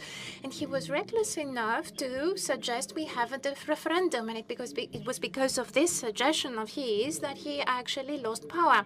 I mean, what was he driving at? Did he expect us to decide whether we would stay within the union or opt for the single currency? I mean, already we had lost control of our finances and fiscal policies. What sort of referendum could we have had? You see, the Greek people were the ones to blame for the fact that we had lost control over our fiscal affairs, and his own party actually ousted him. And then Samaras came in. For 2 years in a row, the Samaras administration made one step ahead and one step backwards, so they made no change. And so we were stuck on the same denominator. And no matter how many tranches and installments of money we received, there was no bottom to the barrel we were trying to contain. So the money was lost. And Mr. Mitsotakis says that if we have the New Democracy rule again alongside PASOK, they will proceed with investment projects. Why is it they didn't have any investments materialized 2 years ago? They were still in power. They had everything in their hands. Why didn't they have investments? It's the same people we're talking about. It's still the same people who were there, the members of the New Democracy Party. So, Mr. Leventis, shall we turn to the private sector as well?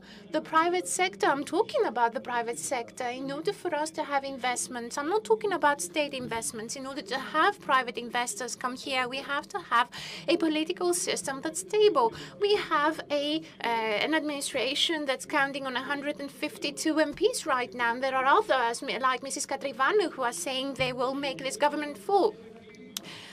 There has to be a proper framework there, stability. We are perpetuating a conflict because of controversy. Crazy enough to bring some money to Greece. Thank you, Katerina. Ευχαριστώ πάρα πολύ. As a global investor at Kalamos Investments, we look at creating and preserving long-term growth. So when we look at situations around the world, We don't take them lightly. Even though we may be Greek of heritage, that's not the only reason we invest. We've been coming to Greece for the last 5-6 years and looking at opportunities. And we've seen a lot of things, and I tell you that a lot of people, we stepped away from a lot of things, and a lot of people even criticize us that we may be window shoppers and not real. The reason we feel that things are changed is because, as of late, there has been some stability in the nation. We have seen some turnaround in the economics. And we have started to dip our toe last year in some investments in real estate. And then when we purchased our shares of AIG Greece and became partners with a local family, the Kanalopoulos. So I think that there's opportunity there, as well as what we're seeing here with Ethniki Asfalistiki. And that's why we're putting our money where our mouth is. There is some stability. We think the numbers are turning around, but we're looking specifically at assets that we feel have quality. We think assets that are making money right now, and if we can improve by fine-tuning, whether it be through technology, whether it be some upgrades in management, whether it be just some of the Western philosophies, we could enhance that return, as well as we feel that if the economy, and when the economy, because I think we are close to bottom, if not bottom, turns around, it'll be a hockey stick of improvements and returns. So I think now is the time, and I'm very optimistic about the opportunities that we are seeing, as long as you look at them individually and analyze them properly. Thank you. And if I may turn to Mr. Christodoulou as well, and have your experience as well in the banking sector, investment, public debt management. And how do you think investment will flow to Greece, and what are you looking for from the Greek state, and what kind of partnership do you envision in that regard? Thank you for the question, and thank you for the invitation to be here. You know, there are two types of investors. There is the financial investors and the long-term investors. Financial investors usually come in and they aim to stay for short-term, make some whatever small profit, 5, 10, 20%, and flip out of the position. And this is what we have seen in the past 3 or 4 years in Greece. People who've come in to the recapitalization of the banks, they're investing in listed securities, but we've not seen that many long-term investors, people who invest in mortar and brick in Greece, people who are here for the long haul. For that, I think you need, first of all, investors to perceive that the state and the investors have common goals. A. That's appreciation for return on capital, as well as the social well-being. People are looking for legal stability, tax stability, judicial stability, efficiency, and speed. Because you may have an efficient judicial system that may take 10 years for an outcome of an issue, so eventually people by the end of the court case, they don't know what the subject was, you know. So these things need to be there, need to be somehow sold to the investor public. And in a way, and this is a major challenge for the current and future governments of Greece, to sell to the investors. How you sell the efficiency of the interaction with the public sector, of the judicial system. In a way, you need a fast-track system, so that a system that resolves disputes that usually come up when there is investment in the country. And I think that Greece will need some exogenous support for that. And Mr. Zenet is actually heading the Greek desk at the European Investment Bank, and I'm wondering what's your experience with dealing with Greece, and what are you looking for from the state in order to proceed with your investment? Well, thank you very much. We're certainly long-term investors. There's no doubt about that. We're predominantly debt investors, and we've been investing in Greece since Greece became a member of the European Union. In total, now we have Greek assets to the value of, I know I'm mixing a stock and flow here, but that's what people do, something like 10% of Greek GDP is the value of the assets that we have in our balance sheet. So we're very, very significant investors indeed. Now, historically, the majority of that investment has been investment projects which have been promoted by the government of Greece. So the government of Greece, either as borrower or as guarantor, has for most of the time that we've been operating in the country been our main counterpart. What we're looking to do now, and I think it will find resonance with a number of the points that have been made around the table, is to refocus, maintain that lending to the government, of course, but refocus somewhat on private sector investments.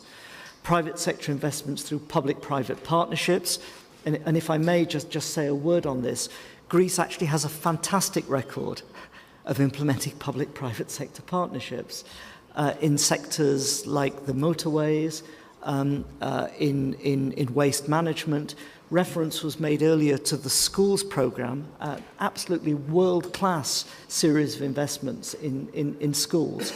What Greece hasn't always done is to make sure that these individual projects become part of programs of investments in sectors, which is really the key to getting private sector investors in on a best value basis. So more private sector investments we're looking for. What is limiting our ability to do those investments at the moment is not our ability to lend. We have the resources to lend. The limitation is the willingness, the ability of private sector entrepreneurs to come forward with bankable projects that involve asset creation. Now, this should be no surprise. There is still significant excess capacity in the Greek market. So many companies are requiring finance simply to maintain their operations as opposed to expand their operations. But wherever companies are indeed looking to make investments that invest in additional asset creation as opposed to simply asset transfers, which we can't finance, then we're ready to invest.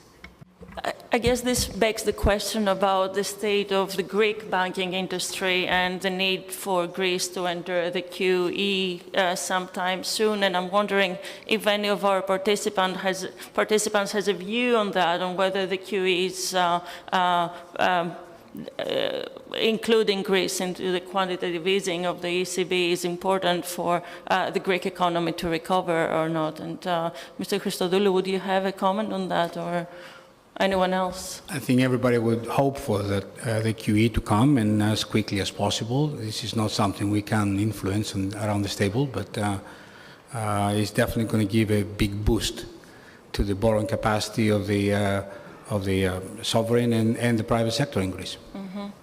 And I would like, before we have some questions from the audience. Before I address them to our chief participants, I would like to give the opportunity to Mr. Tsomokos to ask a question as well, or if you have a comment. Thank you, Katerina, very much. And I thank Concordia Summit for this invitation.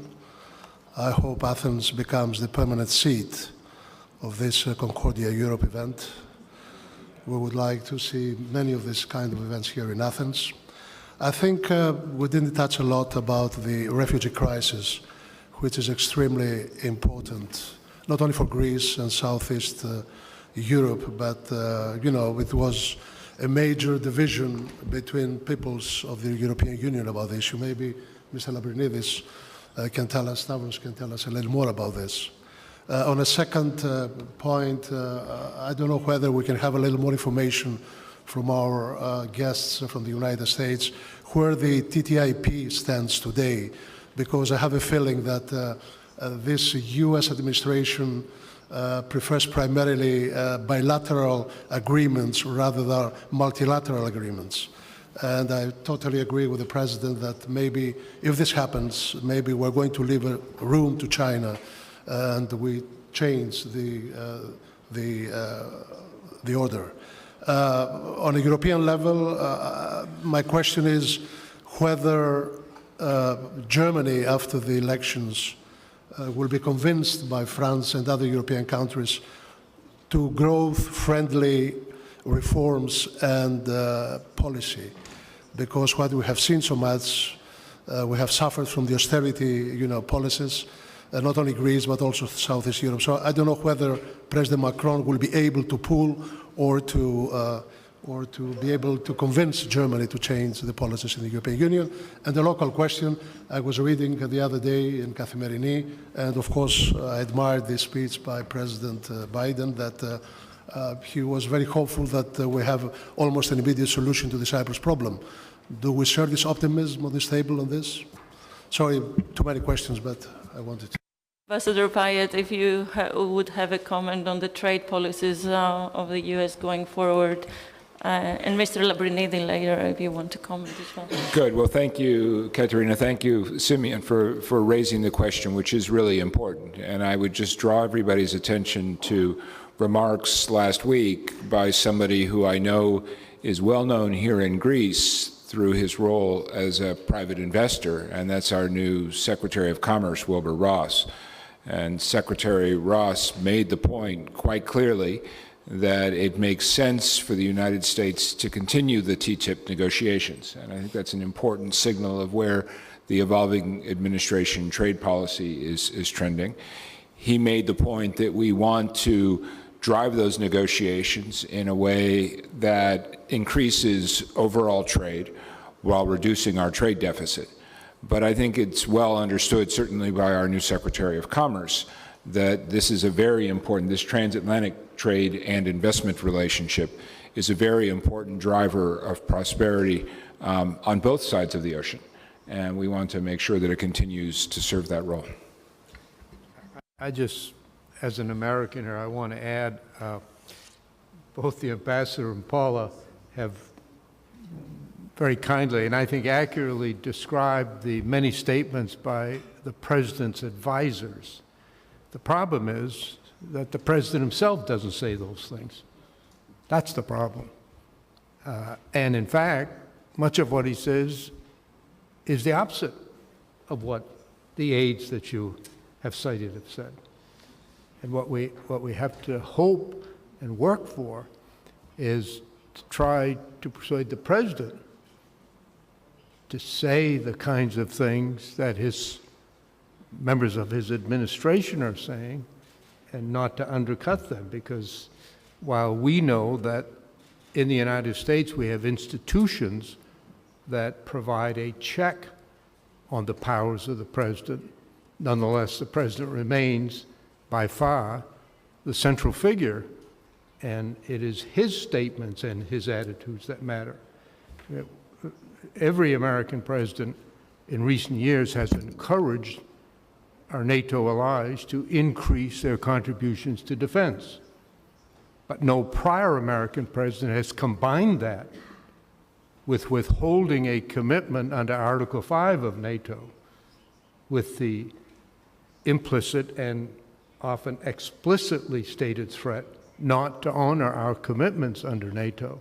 And so I think what we have to hope for and work for and encourage are statements by the President that support the policies that have been generally described here as necessary and beneficial, so that we're not just reduced to having aides statements as evidence of the development of the kind of policy that they want. And that includes an explicit commitment to Article 5 of the NATO agreement. It includes reversing the positions that the President has taken, encouraging other European countries to follow the lead of the UK and leave the European Union. That statement has never been reversed or even modified. And that will be, not just in my judgment, a disaster for Europe, it will be very strongly negative to the interests of the United States. And I think we have to be frank about that and acknowledge that that's the reality, and that's what we all, Americans and others, have to keep working for and encouraging the kinds of policies that do represent, I think, America's best interests and the interests of our European allies. We actually have two questions from the audience on Brexit as well, and for Ambassador Smith or anyone else who would like to take it. One is, how will the results of the upcoming UK elections impact the exit negotiations between the UK and the EU? And for the rest of the European Union, how can it be an opportunity for Europe to take Brexit, to take steps forward and undertake the global role that it needs and deserves? So would you like to take any of those, Ambassador Smith, and anyone else at the table who would like to? Thank you. I'll take the first insofar as I can. We have very strict rules in the United Kingdom, which go by the term PERDA, which means that government officials can't comment on any issues to do with the election campaign. So I won't give an answer in great detail to that, but simply to say, anyone who's been following the election campaign will know that the leading opposition candidate, Jeremy Corbyn, although in the referendum campaign had been in favour of Remain, his position now respects the mandate of the British people in the referendum last year, which is to leave the European Union. So that is his position. We will have to see what the results bring tomorrow to see how that plays out in the future. Thank you. Anyone else on the opportunities for Europe from Brexit? Yes. I am coming from a country that has been badly treated as Greece during the crisis, and we are now growing 3.2% in a row, 2 years, and most surely we will have the same growth next 2-3 years. So I would like to go back to the comments of Prime Minister Papandreou in the sense of is Europe to last? Because corporate America believes in the idea. I believe in the idea, but there is a lot of, as Senator Mitchell said, a lot of skepticism about Europe in Washington at this stage. I think that without the American cement that has been important during the European construction, with a strong Russia, Brexit, and strong nationalism in many countries in Europe, the idea needs to be rethink from scratch. And the basic idea is what unites us Europeans, what a Greek has to do with French, with German, with Dutch, or with Portuguese. And there is this side from George Steiner, saying that what unites us is a very kind and workable landscape, the coffees, and perhaps our legacy, the common legacy from the Jerusalem and Athens. But the reality is that what unites us, besides the geography, is a terrible history of conflicts. And that's the reason why the European Union or the European communities were created. And since then, we have been growing the idea, but from the leads to the people, and not from the people to the leads. So I don't see that the idea of Europe can go further without creating more democracy, more accountability, less bureaucracy, and, but especially a real brotherhood among Europeans. What has happened in Greece, I think, is terrible for all Europeans. And then you have to create more patriotism and more European nationalism. Without that, I think Europe is going to fail. I actually have a follow-up question here, that given social inequalities are deepening and that people's mistrust in social institutions is greater than ever before, do you think that states have failed their peoples in promoting a welfare state? So I guess it goes both ways, not only for the European Union, but also for the nation state, and whether on their entity they can provide for their own citizens. I want to make sure we address the refugee issue that Mr. Tsomokos mentioned, and could I have Mr. Lambrinidis' take on the problem and on the changing discourse that it has created in European politics as well? Thank you, Ms. Sokou. Now, I know we'll be discussing this more extensively later in the afternoon, so if I may try to tie it together with what has been mentioned by George Papandreou, by Joe Biden, by George Mitchell, and a few others, the values issue in the EU. And I would ask you to cast your mind back a couple of decades when less than that, when the euro was being created, a policy that many brilliant economists around the world at the time predicted would have to fail, because you cannot really have a monetary union without an economic one, or a political one for that matter. Even after the financial crisis, the euro remains an extremely strong currency, one of the strongest in the world. And then jump to a couple of years ago, when 1 million migrants, 1.5 million asylum seekers came to Europe, and a decision had to be made how to relocate those people among 28 member states of 500 million people, and it was impossible to get to a decision.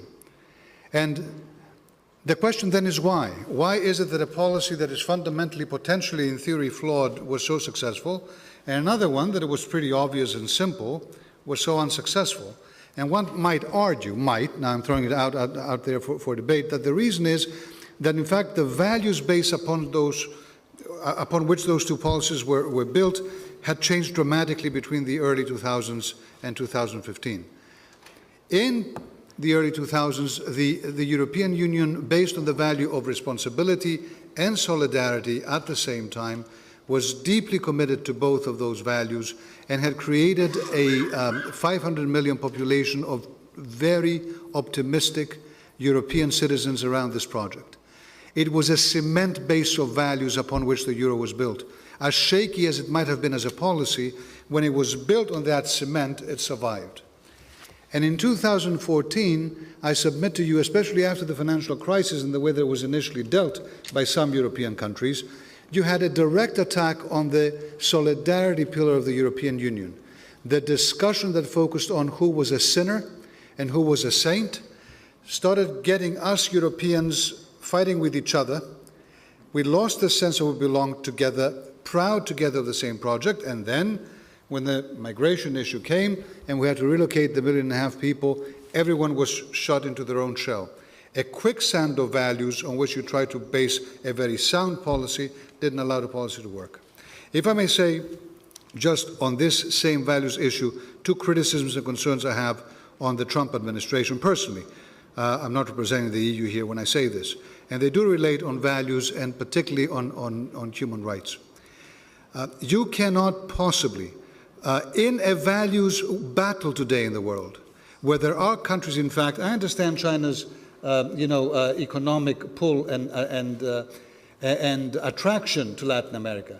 But frankly, the way that it is building its society is fundamentally unsustainable when it comes to the openness that is required to take the steps further. If you want to move from an economy that is made in China to an economy that is designed in China, as the Chinese are claiming they want to achieve, it is not possible to do so if your universities are not free to think and if your internet is not free to exchange ideas, to just give you an example.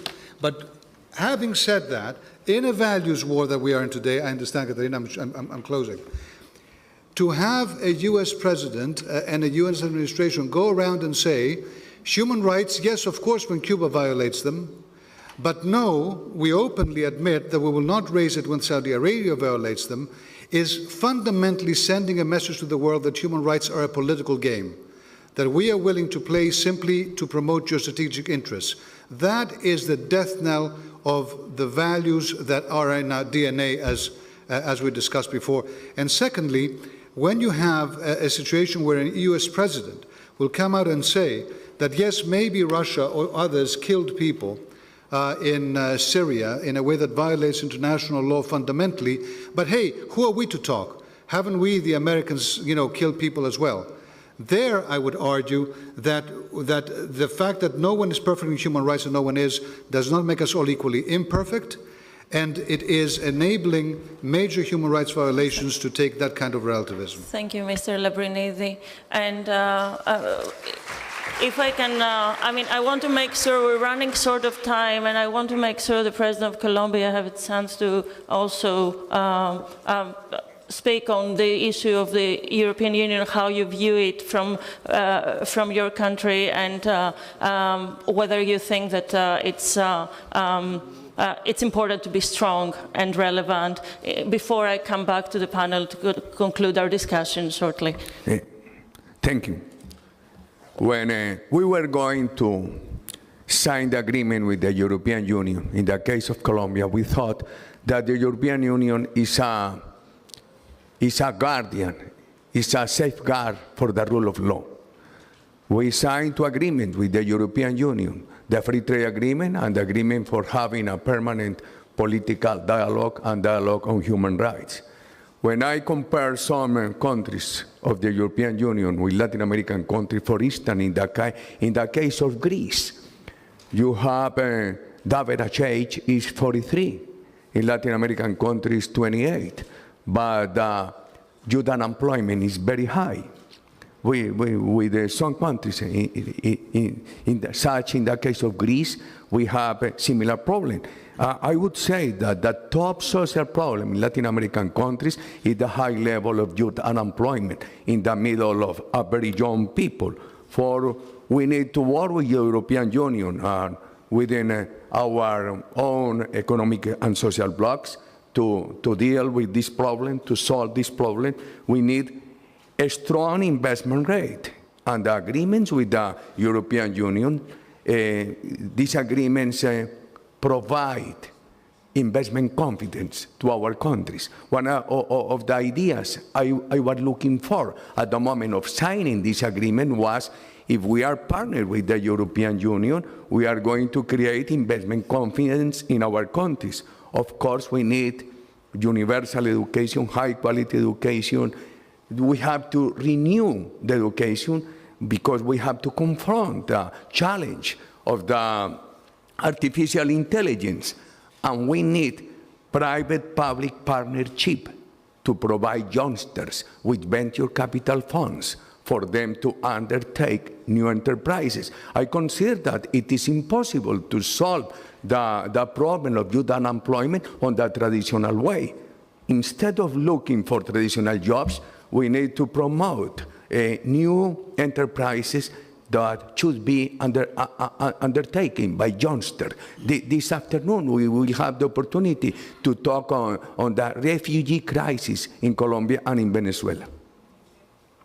I see Mr. Tsitsiragos agreeing with the need to tackle youth unemployment everywhere. And I would like to shortly conclude our panel with brief statements from all our principal participants, all our panelists, four of you, on how do we move forward very briefly, very tangibly, on securing a strong Europe and a strong transatlantic partnership. Mr. Tsitsiragos. Thanks, Katerina. I think it's an interesting discussion. Well, maybe I'll say that I'm an optimist, and I think is that the European Union needs to build on its successes. We should not forget them, and I would say that probably more integration is better. And at the same time, what is needed, I think something that Mr. Papandreou said, there is better communication and better focus on how this integration, as a lot of these multilateral models are being challenged around the world and questioned, that the integration benefits everybody. Ambassador Smith. Thank you. Briefly, I think just perhaps picking up what Professor Floriaitis said, from the UK perspective, strengthening Europe will in part be achieved by a constructive new partnership with the United Kingdom after Brexit, one that's based on flexibility, shared values and principles, and not on any kind of punitive approach that we've heard talk of in recent months. I think that's the direction we're going in, and I very much hope when negotiations resume after our election, within 2 years, we will come out with the sort of partnership I've described, and that'll be very important for both us outside the European Union and the EU itself. Ambassador Pyatt. Thank you. Unlike Ambassador Negroponte, I don't have a commission from President Eisenhower on my wall. I joined our diplomatic service in 1989, the same year the Berlin Wall came down. And I've had the privilege to represent the United States under Republican and Democratic administrations during a period of unprecedented global prosperity, but also unprecedented peace. The one thing that I learned during that time is that the United States is an unrivaled force for good in the world when we focus our energies, and whether that's combating a war of aggression in Ukraine or helping to advance shared prosperity in the Americas or in the transatlantic community. And I think the greatest risk for leaderships in all of our countries in the months and years ahead is that we take for granted this period of prosperity that we've enjoyed since I came into diplomatic service. And I think that would be my one hope, that leaderships both here in Europe but also in North America recognize how much has been achieved and how important our shared goal of a Europe whole, free, and peace has been and needs to be in the future. Because if it is not cared for, if the United States does not lead, the world is a less hopeful place. And I am confident that that sentiment is wired into the political DNA of our country, but it has to be cultivated, just like other aspects of leadership. Thank you. And Senator Mitchell. Most of the nations in the world were formed around homogeneous groups based on race, language, or religion. The United States was not. It was formed around a set of ideals set forth in our Declaration of Independence and our Constitution. One becomes an American by virtue of commitment to those ideals, and one's race or religion or language has no bearing on that subject. Every American child either recites or listens to a recitation in elementary school of George Washington's farewell address to the nation, our first and greatest president. You can sum it up in 2 sentences. Don't get involved with those Europeans. They're always fighting wars, and we don't want to get involved in their wars. And for most of our nation's history, that was American policy. It was a policy of leading by example only. That was a luxury that we had until we became the dominant power economically and militarily. But there are strains in American life that are permanent, which emerge on a regular basis, which imagine a past through rose-colored glasses and are frightened of the future. But I have no doubt in my mind, no doubt whatsoever, that notwithstanding the views of our current president or his administration, and I hope and believe they will evolve. I believe they will. I concur in Ambassador Negroponte's comment about the need for patience.